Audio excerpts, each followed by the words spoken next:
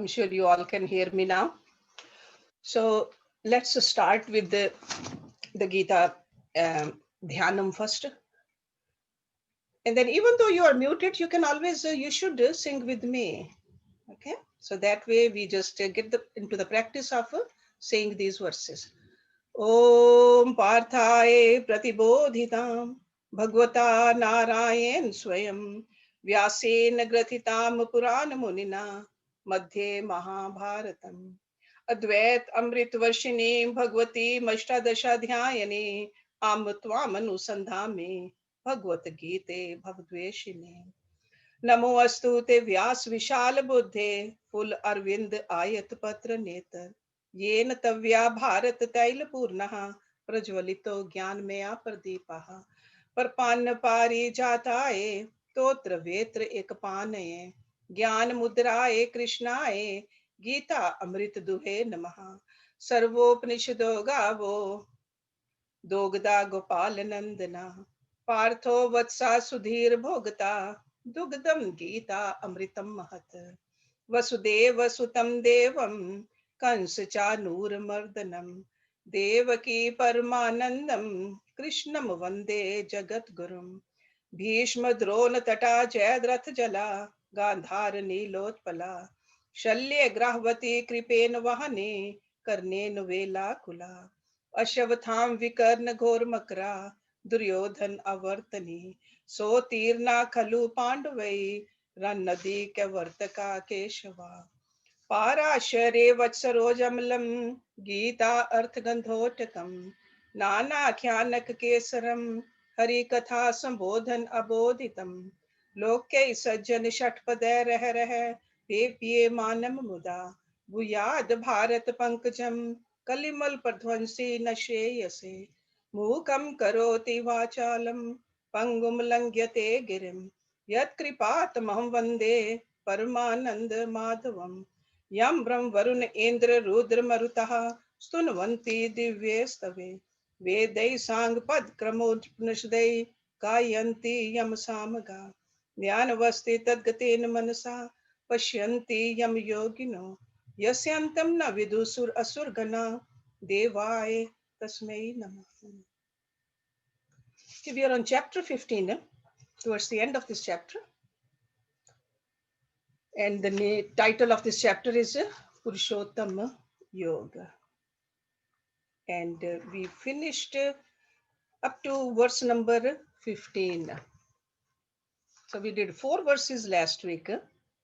And in those 4 verses, 12, 13, 14, 15, Lord Krishna has given us the methods for perceiving the existence of God. So God exists everywhere, but we don't see it. So that's why this great teacher, Yoga Avatar, has told us, do this, tune your mind and intellect this way so that you can see me. So in 12, he says that light which is residing in the sun, which illumines the whole world, and that which is in the moon and in the fire, know that light to be mine. So whenever we see that light, and we see it during the daytime, we see it, at night we do it. When we do the yajna, we see it. When we cook on the stove also, we see it. Always remember that there's a God in that light. That means this way we can connect and focus on divinity more and more. Then in the 13th, he says, permeating the earth, I support all beings by my energy. And having become the juicy moon, I nourish all herbs. So any growth we see, any tree, any plant, any herb, it's God's energy which is making it grow. We can put all kinds of fertilizer, all kinds of light, all kinds of water. If the divine energy is not there, it will not grow. And the third one, he says, having become the Vaishvanara, the gastric fire, abide in the body of beings, associated with Pran and Apan, I digest the fourfold food. Okay, so So first in the outer environment, what is far away, then little closer, what we see in the trees and the herbs, then inside us also. Food is being digested. Food is being, the excreta is being excreted. This all is happening because of divine energy. So remember God at that time also. And in the fourth one, he says, I'm seated in the hearts of all. From me are the memory and knowledge, as well as their absence. Because some things we need to forget also. That is also God's energy. I am verily that which has to be known in all the Vedas. Why do we study Vedas? Why do we do the rituals? To know him. That is the goal. Rest are just the means. No matter what kind of a Havan Yajna we do, what kind of a scripture we read, how much dhan we do, ultimately we are supposed to connect with him. That is the goal. That's what he says. I am verily that which has to be known in all the Vedas. I am indeed the author of the Vedanta. And what is Vedanta? Vedanta is the Upanishadic part of the Vedas. At the end of the Vedas, these rishis, they gave us beautiful techniques how to connect with God. And he says, the knower of the Vedas I am. See how beautifully he put these four verses. So anything outside, far away, anything happening inside, the goal of life also, he says, I'm everywhere. So that means we should never forget God. In this chapter, there are three terms came for God. Brahm also, Paramatma also, Bhagwan also. Why did he use three different terms for God? You can go back, verses 12 to 14, he's referring to Brahma. Verse 15, we saw he used the word Paramatma. And we'll see in verse 17 and 18, he talks about Bhagwan. There's a reason that he is using different terminology. It's not for the rhyming purpose. It is the difference between these three. And as Gita students, we should know this. In Bhagavad Puran, if you look at Skand 1, Adhyay 2, verse 11, he says, Vadanti tat tattva vidas tattvam yaj jnanam advayam brahmiti paramatma iti bhagwan iti shabhyate. So in Bhagavad Puran also, Rishi Vyas talks about it. So that means it must be very important to know the difference between these three terms. So exact translation of this Sanskrit verses, the knower of the truth have stated that there's only one supreme entity that manifests in three ways in the world, Brahm, Paramatma and Bhagwan. So that means it's not that there are three different entities. It's one entity. So these are three different entities, but merely their manifestations of the same supreme God. See, just like, let me give you an example, water, ice and steam. You will say that they look different. Names are different too. We'll feel also they're different. When we put ice in the mouth, it's cold. When we put the water in the mouth, it quenches our thirst beautifully. But vapor is altogether different, right? But you all know the same, it's all same. So water, ice, steam, they appear to be distinct, but they are actually three forms of the same substance. The same way, Brahma, Paramatma, and Bhagwan. They are same, but how are they different? Brahm is that aspect of God that is formless.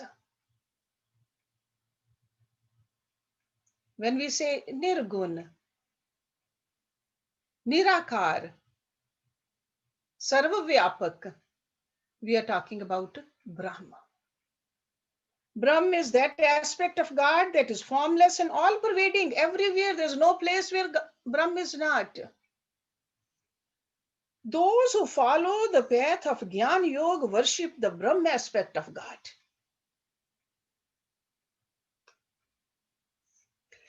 And Paramatma is the aspect of the supreme entity that resides in the hearts of all living beings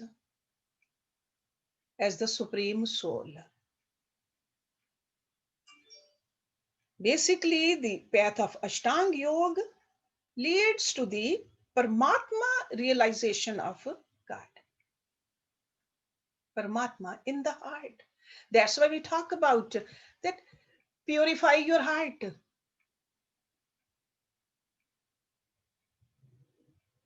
And Bhagwan is the aspect of the Lord that manifests in a personal form.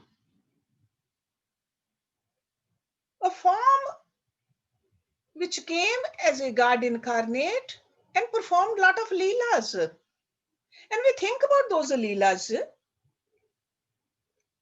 we find the sweetness in those leelas, and through those leelas we become one with God. So the path of a bhakti leads to the realization of God in his Bhagwan aspect.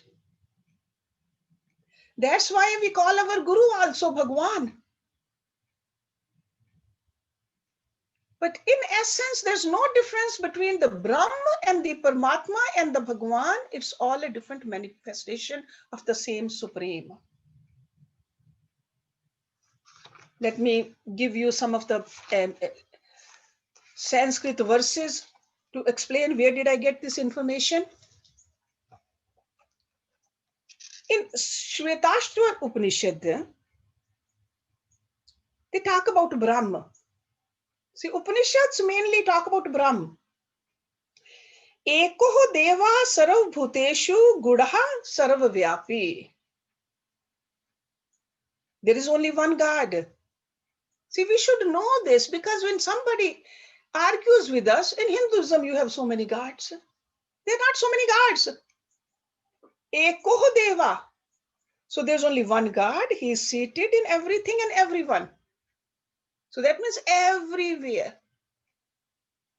Kan kan mein Brahma vyapta.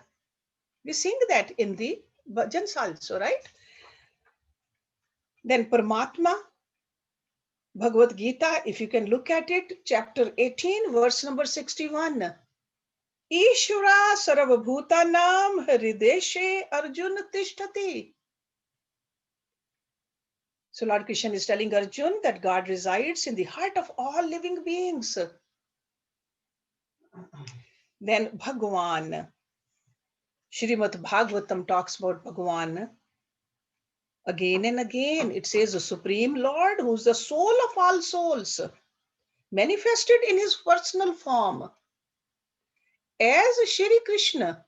That's what Vyasji said, for the welfare of the world. So why does Bhagwan, why does God comes in a avatar, in a human body or any other body? For the welfare of the world. God has compassion for us. Sometimes he comes in a Guru form, sometimes he comes in a Christian form, sometimes he comes in a Ram form. He has come in a Hiranyaksh to kill Hiranyaksh also, Hiranyakashyap also. He took those forms. Sometimes Vaman avatar. All those avatars are avatars of Bhagwan whenever it takes a form. And in Bhagavad Puran, it says, Jagat vitaye so apyatra dehi va bhatihi maya. By using my own maya, maya means this whole prakriti, by using this, I just come for the, he says, Tvam atmanam akhil atmanam.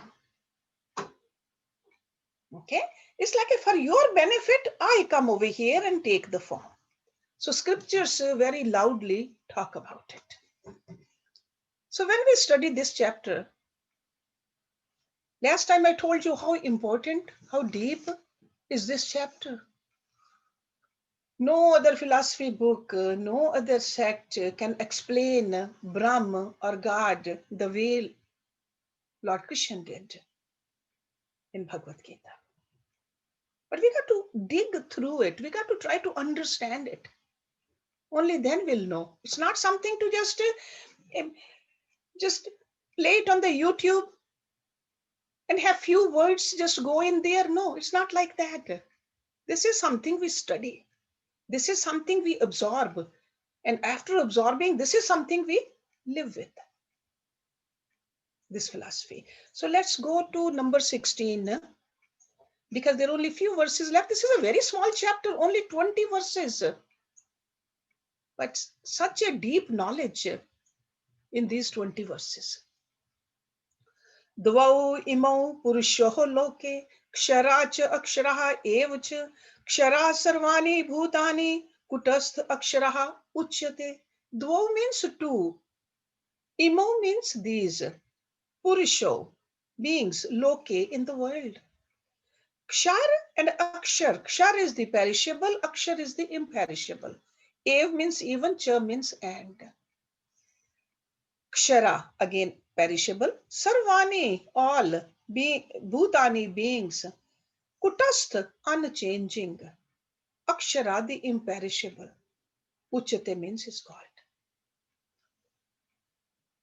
Two Purushas are there in this world. The perishable and the imperishable. All beings are the perishable and the Kutastha is called the imperishable. Okay, so basically he is calling over here, even though he gave a different name before, called it a Prakriti. Right now he's just saying there are two beings. Over here this Purush does not mean soul, it really means two beings. So do not get confused over here that there are two different kinds of souls. No, two beings.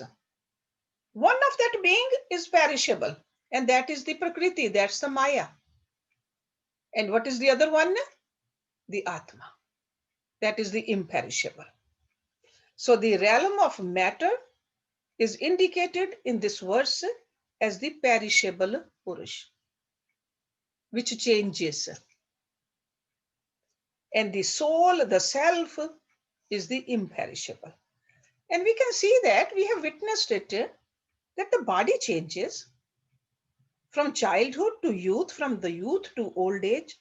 The mind changes also constantly, depending upon the quality of the feelings and emotions. The intellect also changes.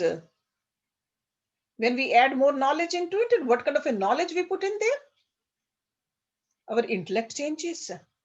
But all these changes, there is a one constant awareness of these changes. And that is the second Purush. And technically we call it a Purusha. Okay, and that is the Atma, and that is Akshar. So only with the reference to and as a contact with the perishable, the Akshar, it is called Akshar. So Kshar and Akshar. So in the material realm, Maya is the perishable and the soul imperishable. So this includes not just only the human bodies, all the beings from the tiniest insect to the highest celestial gods, everywhere. Okay, so the something which changes, it's made out of Maya. Something which does not change is the energy behind that Maya, which is called Akshar. Akshar. Okay. And Kutastha, where did that word come from? Kutastha is, in old times, the blacksmiths, when they pounded on the iron, they will have an anvil, a base. So no matter how much they pounded on the iron piece, that anvil did not get bent. That is called Kutastha. Okay. So it's like a anvil of the blacksmith, which allows every iron piece to change the shape. Because normally what they do, they just make that iron piece hot, bring it on the anvil, and then they hit it. Okay, so from there that Kutastha word has come. Okay. So in us, what is Kutastha? The Atma. In the childhood, in the babyhood, in the old age, in between also, and after when we leave this body also. No matter which body we go, it's the same Atma. That's what he's talking about. Then in the next one, he says, Uttamaha Purushaha tu Anya Paramatma iti Udahrita Ya Lok Trayam Avishya Bibhati Avyaha Ishvaraha. Uttama, the supreme. Purushaha.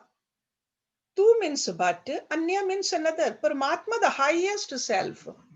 Iti means thus, Udahrita, called. Ya means who? Loktrayam, the three worlds. Avishya, pervading. Bibhati, sustain. Avya, the indestructible. Ishvaraha, Lord. But distinct is the Supreme Purush. Distinct means distinct from these two, the Jivatma as well as the Maya.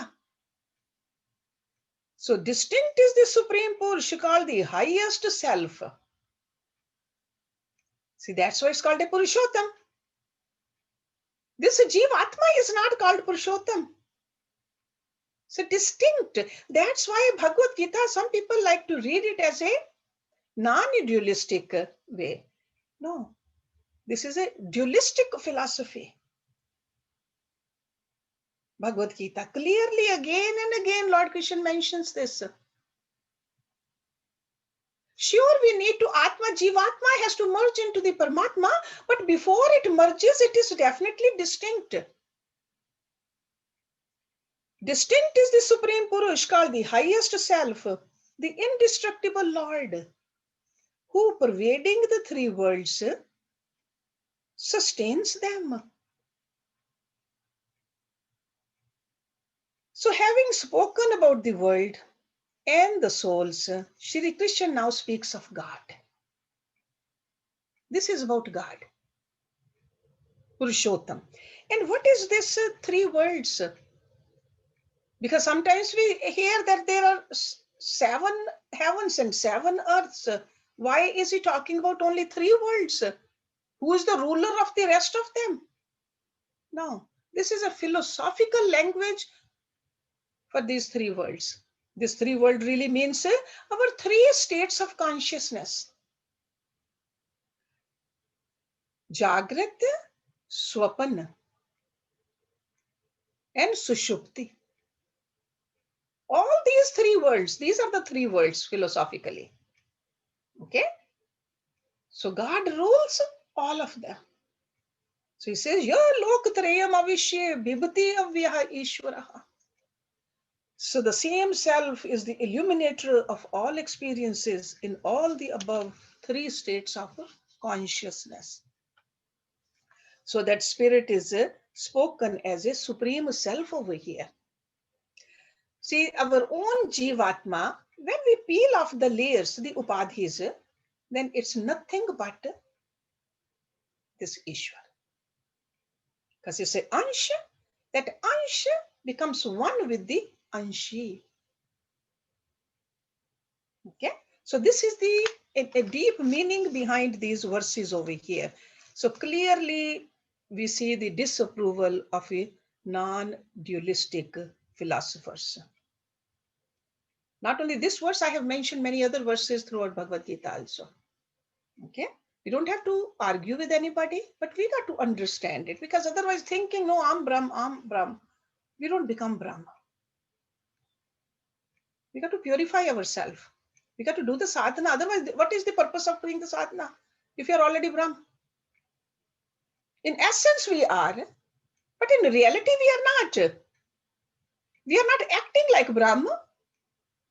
Can we create the words like Brahm? Brahm is the one who created all this.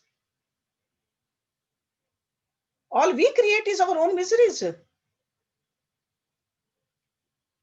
So in essence, we are part of Brahm, but in reality, it's different. And this reality we have to change into essence. And that is what Yoga Sadhana is all about.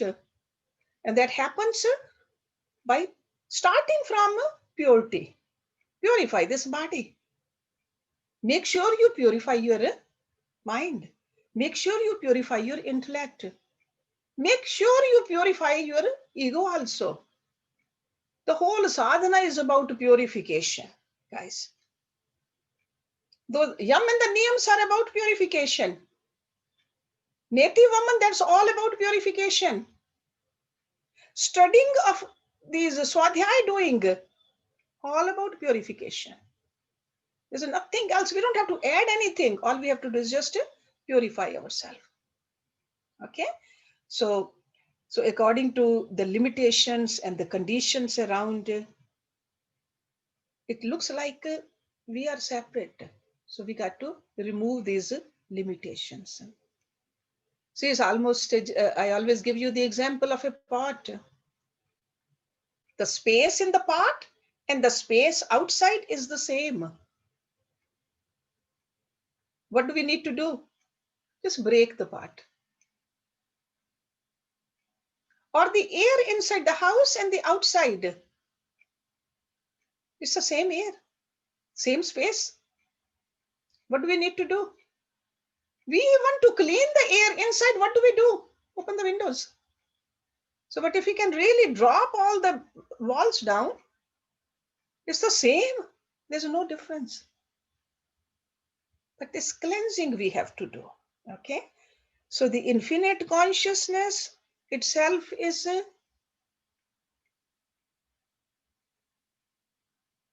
imperishable. It doesn't change. It doesn't get destroyed. Okay. Now in the next one he says, number 18, Yasmat ksharam atita aham aksharat api cha uttama ataha asmi loke vede cha prathita purushottamaha. Yasmat, as ksharam, the perishable, atitaha, transcends, aham, I, aksharat, then the imperishable, api means also, uttam means best. Ataha, therefore, asmi, I am, loke, in the world, vede, in the Vedas, prathita, declared, purushottama, the highest Purush. Okay. As I transcend the perishable and am even higher than the imperishable, therefore I am declared as the Purushottam, the highest Purush, in the world and in the Vedas. So he is calling his divine personality as Purushottam, supreme. So Lord Krishna is phrasing in this verse, referring to himself in the first person singular. I am. So he's explaining the very word of the title of this chapter. Remember, Purushottam Yoga. He says Purushottam, the pure consciousness, is higher than both the perishable and the imperishable. You remember from time to time I explain it to you that there is a Maya which has these three gunas, Satvik, Rajasik, Tamsik. That's a Maya, right? Above the Maya is what? this Jivatma, which we can call Purush also. Then above that is, what is that? The Yoga Maya. It's the power of God. Above that is what? This Purushottam. Okay? So this is how we can understand this complete diagram. So, but the constant factor among the perishing is called the imperishable. Imperishable. It's an illuminating factor. And highest is the Purushottam. And then he says, this is the term used by the ancient Vedas. Those are like a sacred volumes, the Shrutis, and by the poets and the writers of this world, Loka. See, that's why he says, Ataha asmi loke. That's what this loke means. When the poets and the writers, they use this word, this is what they meant. And the Vedas also. So whether they are the Shrutis or the Samritis or the Puranas or other books where they mention God, this is what they are saying. Okay. Yamam evam samudah janati purushottama sa sarvavit bhajati mam sarvabhaven bharat. Ya means who, mam means me, evam is thus, asamudah, undeluded. See, mood is deluded, asamud, undeluded. Who has the knowledge? Janati knows, Purushottam, the Supreme Purush. Sa means he, sarvavit, all knowing. Bhajati, worships. Mam means me, sarvbhaven, with whole being.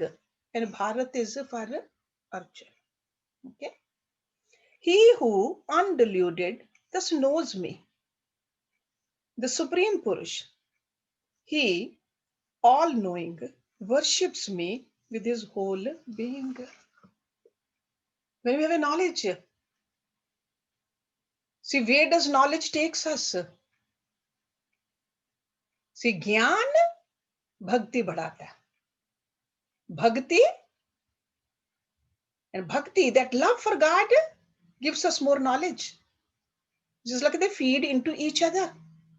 So that's what he's saying over here. All knowing, the person who knows it now, has this knowledge, worships me, that means loves me with his whole being.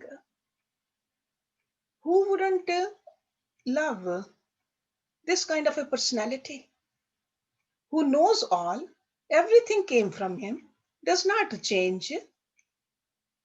Ordinarily also, when we see something which is where we put the value, something which does not change. 24-carat gold chain will value it more than a gold looking chain, but actually not gold, because we know it will change as soon as it goes into water. Paper plate versus a crystal plate. So something which is longer lasting, we definitely put value to it. Over here we are talking about, he's telling us God, Purushottam, Brahma, never changes. Akshar. So he says, of course you will have more love for that. Okay, and undeluded. This really means who has totally detached oneself from the wrong identifications. Delusion is when we identify with something which is not there and we identify with it. We often talk about that example of the rope and the snake. Delusion is when it was a twilight and we thought it was a snake, but actually it's a rope. Undeluded is somebody turned the light on and said, hey, why are you worried about it? It's only a rope. And the same kind of a delusion we have. We think we are the body. Or we think the name which was given to us. Or we think that family we were born in. We have forgotten who we are because we are deluded. or what is in our bank account, or what others call us. So he says, one who is undeluded, that means who has totally detached oneself from wrong identifications through these vehicles. And that's exactly what we do during our meditation every day. What do we say? I'm not the body. I'm not the mind. I'm not the intellect. Those are the identifications. Any kind of identification, we can just put it into these three. And we are saying, I'm not that. What am I then? I am the Atma, just part of Paramatma. So when we can really live with this kind of a truth, then we are undiluted. But for that, we need to practice again and again and again, and remember, stay awake. Okay, so from the world of perceptions, feelings, thoughts, all of that comes from these three. And then when he says, knows me, Janati, Purushottam, to know here is not a mere intellectual comprehension. Intellectually, we all know. Ever since we were little, we were told, and we know this intellectually only. But there has to be a deep, subjective, spiritual apprehension. That's what's needed, and that's why we need to do the sadhana. If it was only intellectually knowing, then we all know very well. We can repeat it even in our dreams. But do we subjectively, do we have experience or not? So a person who identifies himself with the infinite me alone is a true devotee. Because what is love? Because when he says worships, worship means love. Love is when we try to identify with that person. That's love. Identification with the beloved is everywhere is the measure of love. Okay, when we have that kind of a identification with God, and identification with God means we start having those godly qualities also. And he mentioned those godly qualities in chapter 12 in Bhakti Yoga, Kshetra Kshetragya Vibhag Yoga, and we'll see that in the next chapter, Devasur Sampad Vibhag Yoga also. So when we have those qualities, then we can say, yeah, I can resemble in my thoughts also, in my actions also, in my words also. What does God do? God only gives. God does not judge. What did Lord Krishna do? Even as an avatar, what did he do? All his life, he sacrificed for others. All his life, from a very childhood. Devaki wanted a God as his son. Yashoda wanted a God as her son. So he came to both of them. In Devaki's house also, in Yashoda's house also. Then all those gopis and the Radhas also. To Arjun also. Whoever wanted him wholeheartedly, he gave himself. He became a charioteer to Arjuna. A lowly job. He became a Sarathi. In that time, becoming a Sarathi was looked down upon. Karan was Sarathi's putra. And he was put down all his life, a Sut putra. And here Lord Krishna became a Sarathi to Arjuna. So if we cultivate these qualities, are we even close to it where we can just help somebody? Then we love God. I have witnessed my Guruji cleaning the street, even though he was a professor in college, cleaning the street with a broom. Back then, in India, they did not have the regular toilets. And when his guru would come to the ashram, in the toilets, there will be all kinds of mull over there. He'll clean it up, put it on his head in a bucket, and throw it outside of the city. That is acting like God. And this I have witnessed it. That's why sometimes you say, why do you love your Guruji so much? Because I have seen God in my Guru. Not just sitting God, being worshipped as a God. No, acting like God. And that's what Lord Krishna is telling us over here, because he lived a life like that. Lord Ram did the same thing. What did he do? He sacrificed. He showed people how to stay on the path of truth. Once his father gave the word, Ram did not, father did, just to prove his father's word true. He stayed in the jungle for 14 years, fought with all those demons.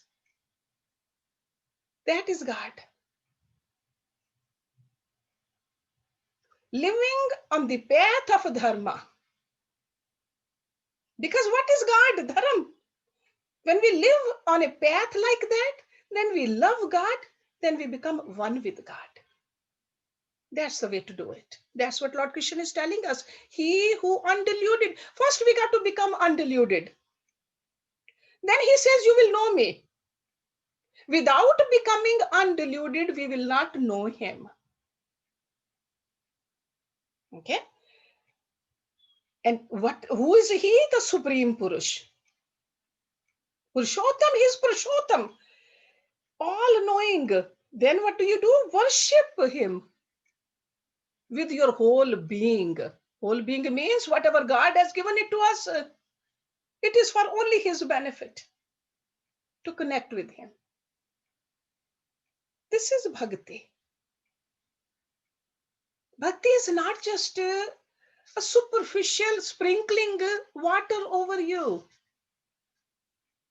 Bhakti, we got to get drenched in this bhakti. That's what he's talking about. Sarvavit. See, when he says all-knowing, Sarvavit, these are each and every word is full of a deep meaning. Try to think it through. Let's finish it, and then I'll give you some time to ask questions, because there's only one left. And iti guhuttamam shastram idam uktamam maya anag etat buddhva buddhiman kritkritya cha bharat. Iti means das. Guhuttamam. See, he has used the word guhu first. He has used the word guhuttar first before. And now he's saying guhuttamam. That means the most secret. Most secret means the most profound. The hardest to comprehend. Guhuttamam. Shastram, the teachings. Idam means this. Uktam has been taught. Maya, by me. Anag. Anag means sinless one. Etat means this. Buddhva, wise. Buddhiman becomes kritkritya, accomplished all the duties. Cha means and. Bharat, that is again for Arjun. Thus, this most secret science, the teachings, have been taught by me, O sinless one. Knowing this, a person becomes wise, and all his duties are accomplished, O Bharat. There's a lot to talk about in this verse, this final verse of this chapter, because this verse starts with iti. Iti means these. And what is the implication of these? These means in these 20 verses or 19 verses before, I'm trying to summarize. That's what he's saying. And I will finish elaborating on that next week. Otherwise, I won't give you a chance to ask questions.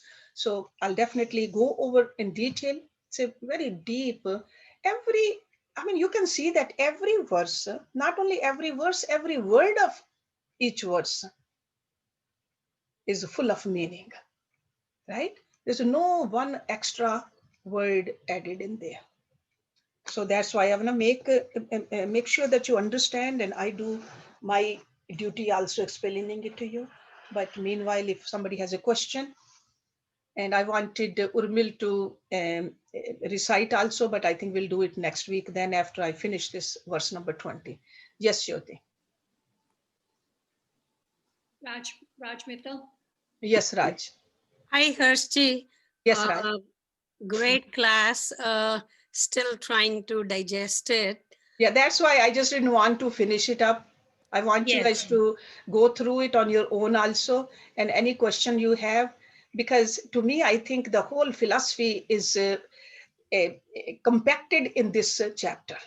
So I have a couple of questions, things that I wasn't clear about. This section's title is What are Supreme Spirit, and the Individual Soul? Yeah. Supreme Spirit and individual soul, I understand. Where is spirit fitting in? Like individual soul is me, supreme is Paramatma. Yeah. Where is spirit fitting in? Spirit is soul, actually. Sometimes they use the word spirit, sometimes soul. And when we say individual spirit or individual soul, that means the Jivatma. And the supreme spirit or supreme soul, that's a Paramatma. And then spirit is like same as individual soul? Yeah, yeah. Spirit is another term for soul. That's all. That's all. Yeah. Okay. Don't get confused. Just like we say Atma also, the same way it's a spirit or soul. Okay? And then what's the difference between Prakriti and Yog Maya? Because you said Supreme Being, then Yog Maya, then Prakriti. Yeah. Prakriti is which has Satvikta, Rajsikta, Tamsikta. 3 gunas. Yes. That's a Prakriti. Okay. Ever changing. That is a Prakriti. Okay. And then Yog Maya is ordinarily Prakriti is called Maya. Yog Maya is a power of God. Okay. Okay. So it's not a Prakriti, it's a power of God. And that Yog Maya has the power over the individual soul also and over the Prakriti also. That's why I said it's above that. It's above that. Because Yog Maya term comes in Bhagavad Gita, in Bhagavad Puran and other scriptures also. That's why I want you to know the term Yog Maya. And the last thing was, you had mentioned 3 states, Jagran, Swapan, and what was the third? Sushupti. Sushupti. What's that state? Okay. So Jagrat is when we are awake. Right. Right? When our body is awake, our senses are awake, that is a Jagrat Avastha. Then Swapan is body is sleeping, but mind is still awake. Yes. Swapan, we are dreaming. Who is dreaming? Mind is dreaming. And then Sushupti is when mind sleeps too, which is called a deep sleep. Okay. Okay, deep sleep. Okay. Yeah. Thank you. Yes. Oh, Manju Malhotra. Yes, Manju. Namaste, Hershi. Yes, same question, like Raj asked. So you said there are 4 things at that time, right? One was Prakriti, and right, with the 3 gunas. Yeah. And in Prakriti, that says the trees, all the weather, or everything. Everything other than the Purush and the Prakriti. Exactly. Right. Okay. And that you call Maya also, right? Yeah, you can call it a Maya also. I think one of these Wednesdays I'm going to talk about Maya so that you can understand it a little bit more. And Maya then the second one was Purush, which is Purush. Purush, which is you're talking of individualized soul. Yes. Or Jivatma, right? I'm talking about no. It's only like the soul. Only the soul. I got yeah. It's a soul. It's like an ansh of that anshi. Yeah. Right. Okay? Exactly. Yeah. Right. And then comes then comes Yoga Maya. So what was that Yoga Maya then? Yoga Maya is power of God. Acha. So example, for example? For example, Yoga Maya, when we talk about how did that eighth child of Devaki was a girl. What was that? What happened to that? When the mama comes, try to kill it, it just went up there.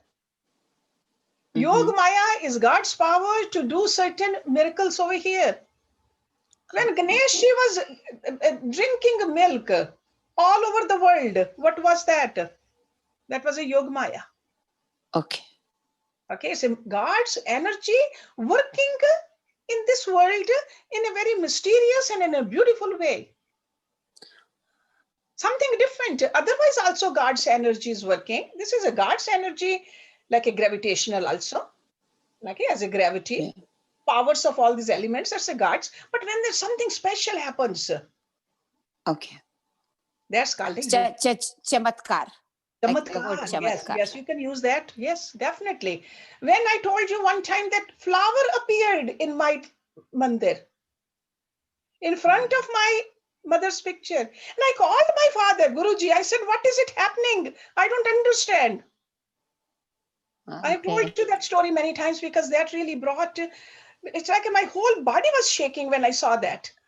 Because with my own eyes, I saw the flower moved. I saw the flower came. With my logical mind, I could not make any sense, but luckily I had the access to a guru who was at that level. So I called him. I said, Guruji, what is happening? Am I going nuts? He just smiled. He said, Bhakton ke saath aise hota hi hai. For him, it was just a very ordinary thing. For me, it was just like a wow. What's happening? And that happens to solidify your faith. Solidify. It happens because Guru wants your sadhana to become solid. Because Guru is a Guru who wants the sadhak to move forward. Yeah. So all these miracles happen. They happen to, I'm sure they have happened to all of you here and there. Yeah. But what happens is at that time, we have to keep our ego in check. Okay? Right. That's the time to surrender. Because if we can surrender, samarpan, if we can do, then definitely there will be a progress. But if we think that, no, it's me now, then downfall happens.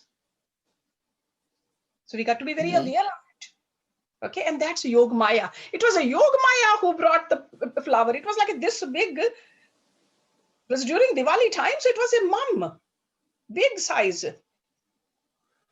Right.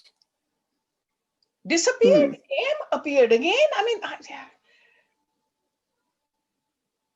an average mind will say, no, these are just made up stories. See, just like our Ishta Devta Prabhu Ram Lal Ji, when he left the body, when he decided to leave the body, he wanted to go to his Guru. He left the body at 3 different places. 3 different sets of devotees witnessed that. Yeah. In different towns. That's a Yoga Maya. You see that now? But you said the right term, chamatkar. But sometimes we overlook the chamatkars. Chamatkars are there's a reason behind it. It's not just God wants to show that. God really wants, or Guru wants our own faith to solidify. See, just like, I hope I can mention this, Nana, your example. Nana was in India. Right. Sister died. She called me, crying. She's in a hotel. She says, I don't know what to do. I told her, I said, you should really right now read Gita. Because you have studied it before, you'll find solace from there. Yeah. And She said, I don't have a Gita. What can I do? I'm in a hotel. I just did not come here to read Gita. And sister dies all of a sudden. She was in a hotel. I told her, I said, just put it on a YouTube because it was 2 years ago or 3 years ago.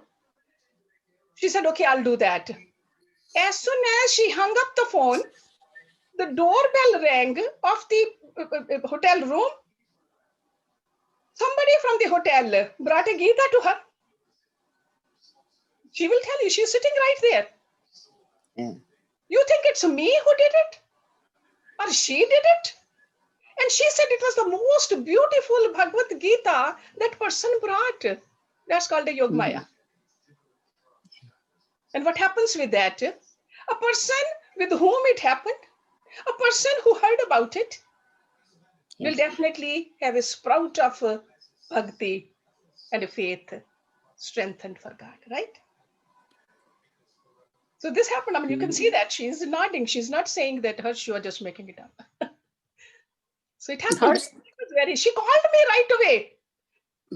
Right after that, she called. I said, gosh, what happened? So she said, Hersh, this is what happened. Hersh is my experience with Bharti, my experience, the same thing. Yeah, Bharti, she was in the hospital. She saw Guruji standing right there.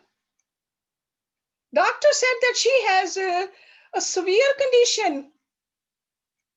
It's like the whole body was being affected. Breathing problem. She was just very, very sick. And Guruji came over there. And she saw Guruji with her opened eyes. And now every time she talks about that incident, she cannot hold her tears back. That's a Yogmaya. Yes. Okay.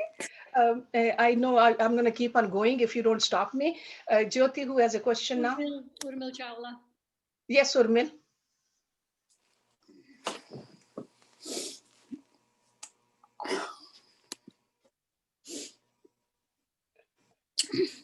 I don't see Urmil, but she must be there.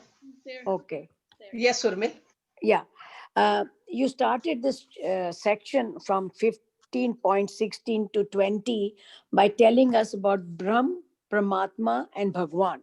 Yes. But in these verses, they are talking of Purushottam and Paramatma, but they have not mentioned Brahm.